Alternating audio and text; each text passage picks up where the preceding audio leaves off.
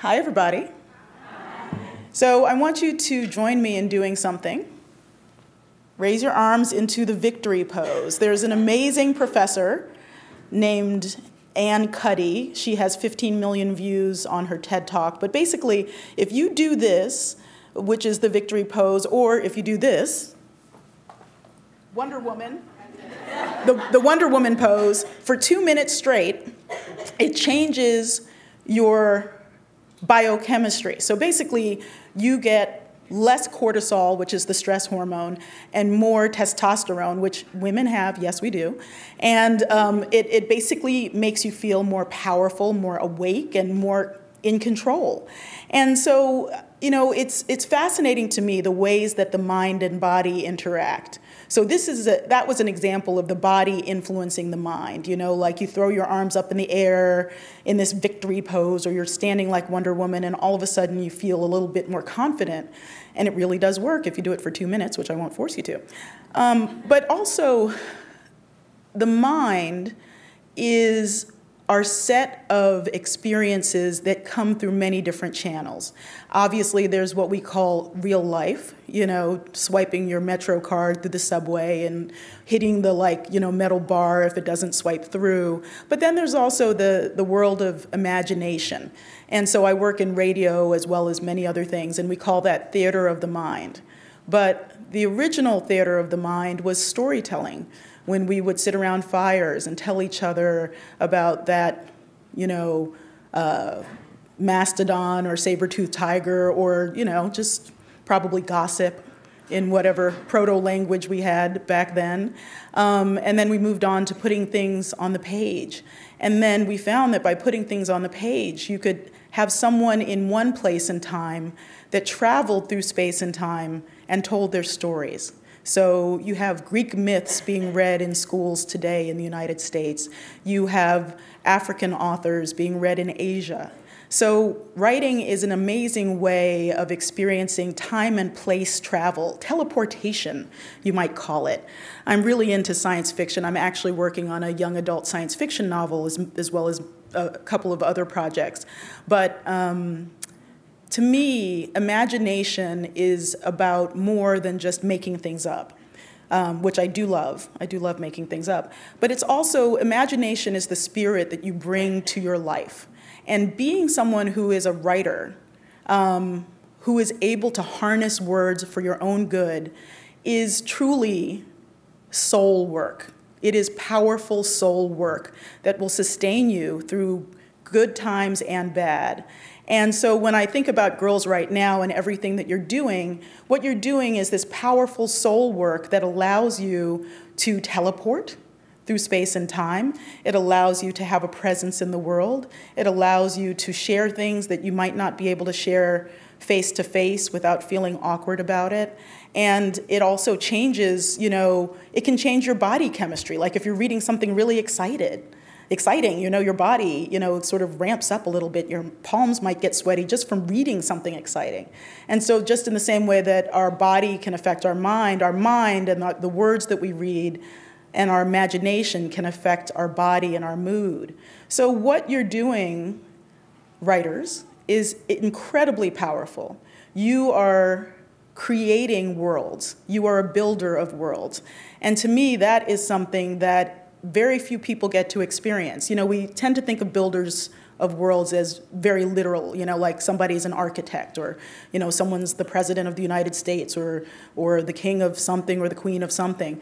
But building worlds is something that writers do every day. That's what you're doing when you write your poetry, when you write your fiction, when you write your memoirs.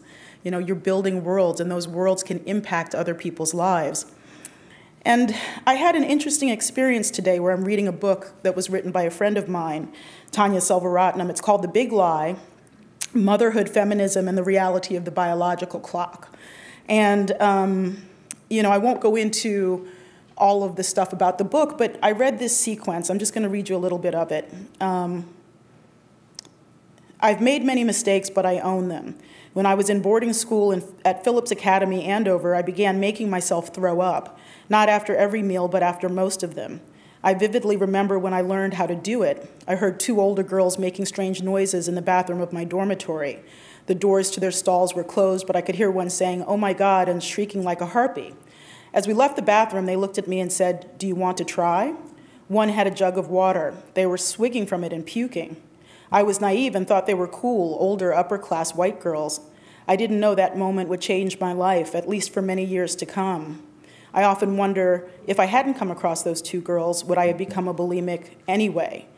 And she goes on to talk about being a Sri Lankan immigrant and having some domestic violence in her home and all the different reasons why she might have adopted this behavior, which is all about stress. But the strange thing, but also the not strange thing, is I was bulimic in college as well. She and I went to college together. We didn't know each other that well in school, but we're both women of color. We're both kind of not the demo for bulimia, which is supposedly very thin white women.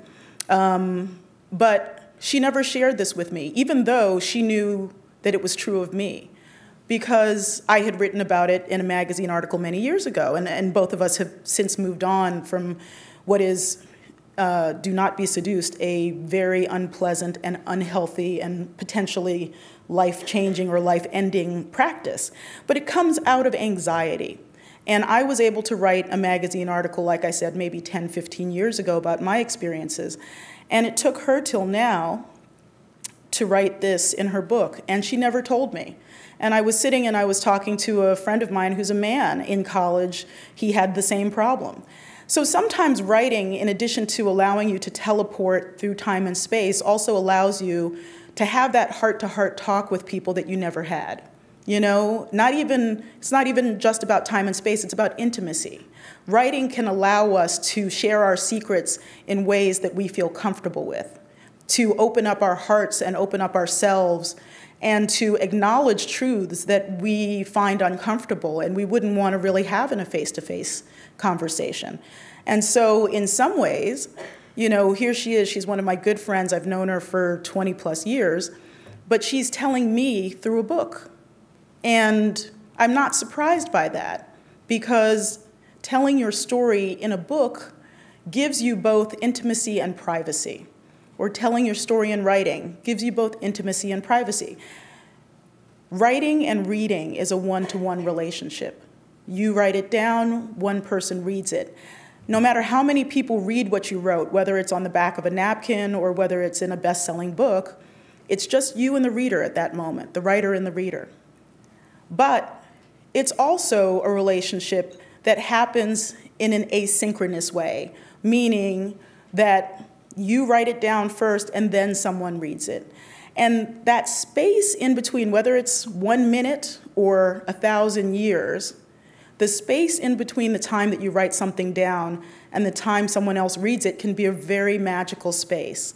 It's that pause that allows you to acknowledge that you have said something that's important to you and that you are putting it out in the world. And some people, you know, some of the best writers in the world, I think probably have never been read because they never really wanted to share their material. And some of the writers that we know about, like the Brontes, you know, definitely they weren't out there, you know, on the proto-Oprah show or anything like that. They were a little bit more shy about their work. So it's not about how big your audience is. It's not about how many people read you.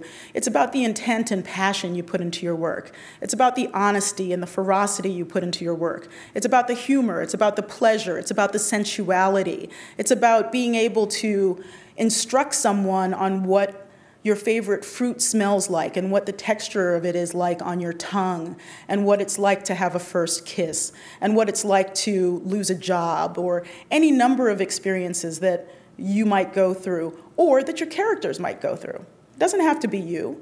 You know, I'm writing in my science fiction novel about a bioengineered kid, a gene-hacked kid, 100 years, 120 years in the future. Will that happen? Maybe, maybe not, I don't know. But he has to be real to me. And so before anything can be real to anyone else that you're writing for, it has to be real to you, or else you can't deliver. You know, you have to believe, whether it's poetry, fiction, memoir, you have to believe in what you're saying, or else most people will be able to smell the insincerity. And that will undermine your ability to be a storyteller. But I think all of us, whether we consider ourselves writers or not, are natural storytellers. That is a human urge. You know, the first thing that people do when kids are born is start telling them stories. Even when you've got, you know, a newborn that's 2 or 3 days old, you know, I just want to tell you about, you know, your grandmother. Da, da, da, da, da.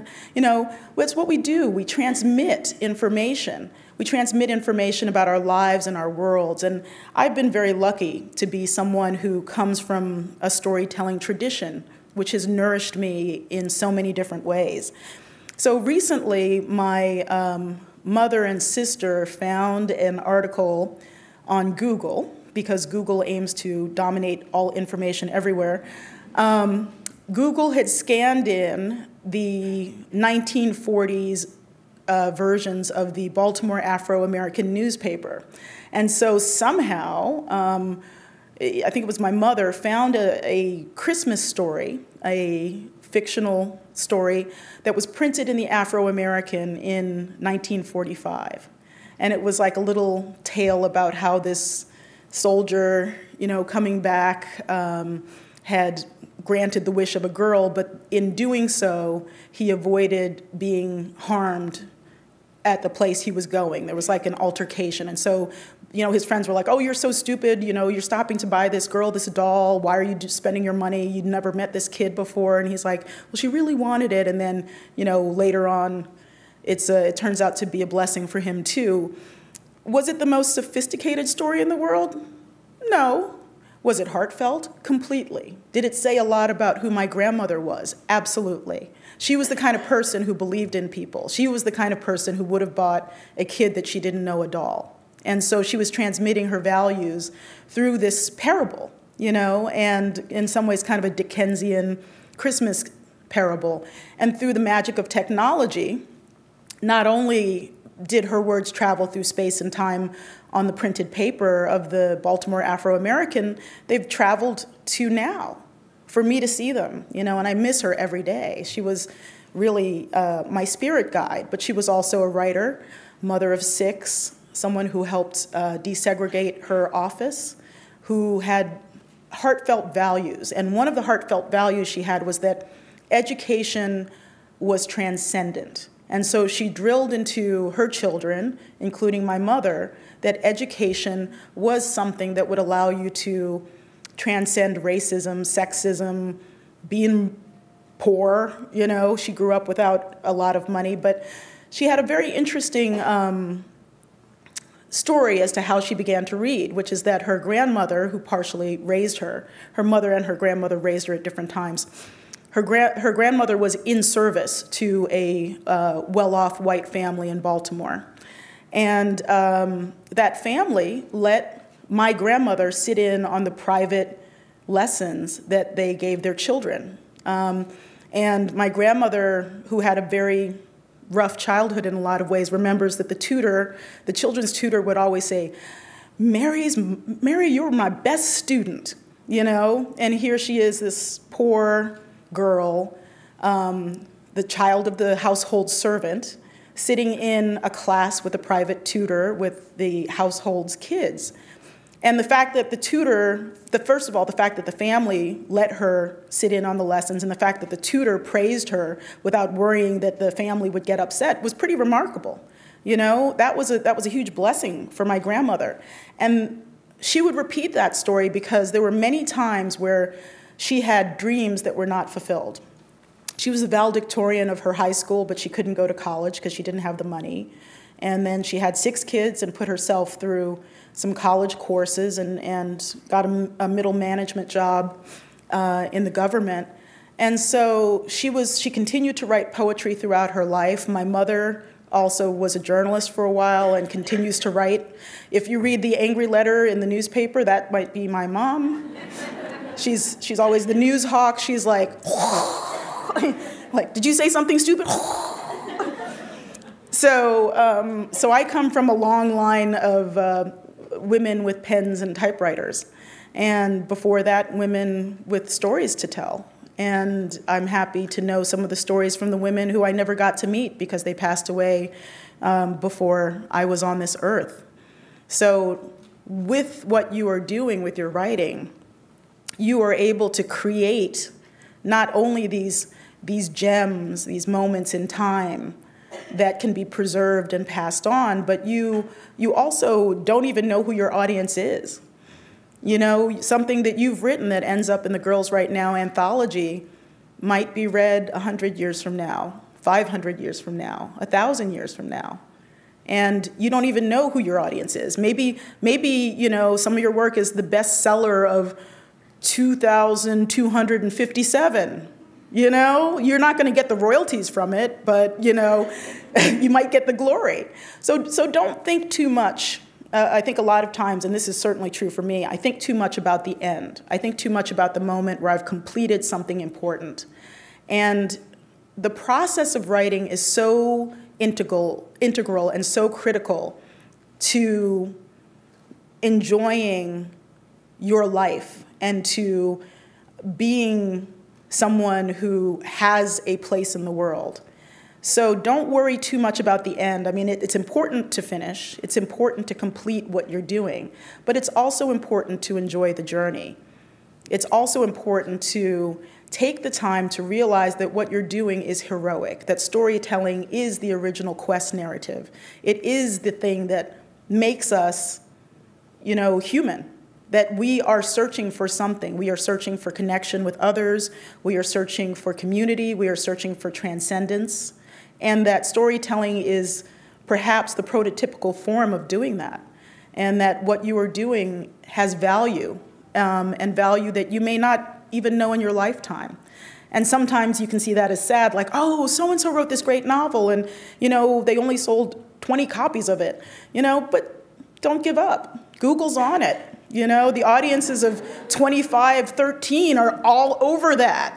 You know, it's totally like everywhere on every screen or every virtual reality device. You know, it was made into the best-selling hologram of the decade, you know? So you never know what is going to come out of your work.